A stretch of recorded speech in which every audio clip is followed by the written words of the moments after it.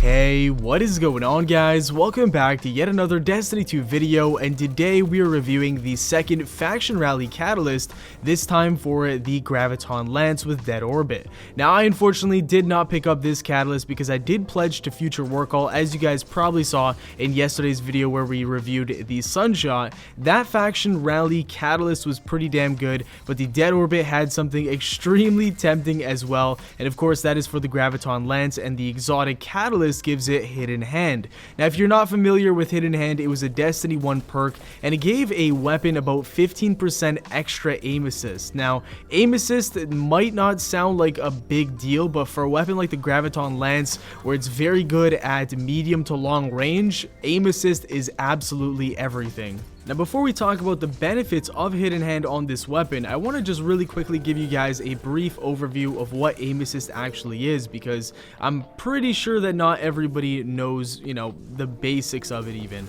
So aim assist is essentially when you're hovering over another person in PvP or PvE for that matter, it doesn't matter, an enemy basically, your reticle will actually slow down when you're hovering over that person. So if you want to move your crosshair while it's directly on top of an enemy, it's going to be slower, it's going to feel more sticky, and of course the more aim assist you have, the slower your movement will be when you're hovering over an enemy. If you had something like 0 aim assist, then if you were to go from the left of an enemy and drag your crosshair over to the right of an enemy and going over top of him, the crosshair would not change whatsoever, the movement speed would not change, you wouldn't feel anything, it would almost feel like there's nobody there. And with aim assist, it slows down your reticle when you're on top of him, so it's harder to kind of miss your shots when you're already aimed onto that person. That's actually why mobility is so important in Destiny 2. You want to be able to move and strafe as quickly as possible left and right to really throw off your enemy's shot.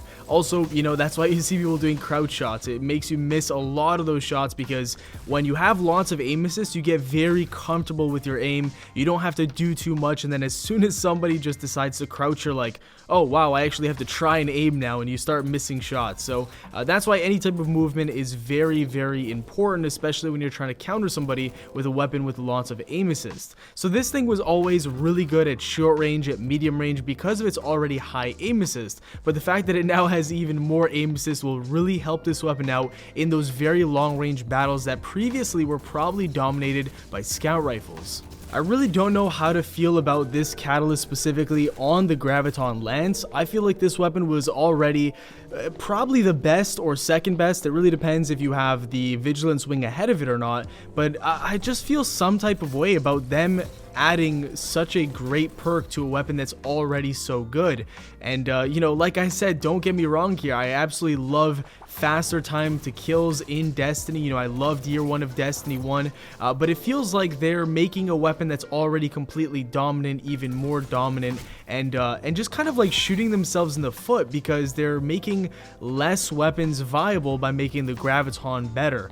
So it's just very strange. I would have loved to see them just go balls to the wall on a weapon like the Sunshot, and with the catalyst, give it the range, the stability, the increase in magazine size, more aim assist. I would have loved all those things to make it compete with other weapons. And then there's other weapons in the game that don't get any love whatsoever, like I'm talking about the hard light, other weapons that just you never see in Crucible. So I love this weapon a lot. It's obviously fantastic. I think with this catalyst right here, it makes it the best in the game. It kind of edges out the Vigilance Wing just barely, but I would have loved to see more variety, and I really hope Bungie doesn't nerf this in the future. I hope that this is kind of like the staple of where the time to kill should be and how weapons should feel generally, and I hope they just buff everything else to kind of get to this level right here, and I think then Crucible would be a lot of fun to play.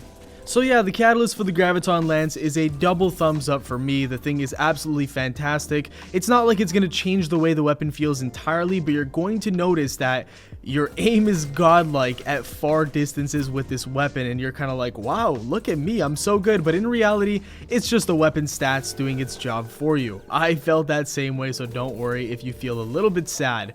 Anyways, guys, in other news, I will not be reviewing the Sweet Business Catalyst. I saw some videos details on it. I heard from friends who actually went to New Monarchy. I know, why would you go to New Monarchy, right? What a bad decision. And for those of you who did go to New Monarchy, I'm just playing around with you guys, so don't be too upset.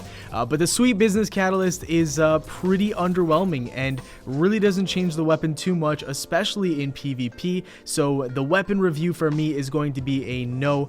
There's really not much I'd be able to talk about anyways. So yeah, that is that. And I think overall, if you pledge to either Dead Orbit or Future Work Hall, I think you made a great decision either way. Dead Orbit does have not only the Dire Promise, but also the Graviton Lance Catalyst, and the Future Work Hall faction has the Sunshot Catalyst, which changes the weapon quite a lot. And on top of that, it has a Kill Clip sidearm that I am very much looking forward to picking up today and possibly reviewing for tomorrow's video. But that is going to do it, guys. Thank you all so much for watching. Let me know in the comments down below, which faction did you pledge, and if you did pledge to a specific faction, do you regret your decision? That's going to do it, guys. Thank you so much for watching. Drop a like if you enjoyed, subscribe for more daily Destiny 2 content. Have yourselves a great day, and I'll see you all later. Peace.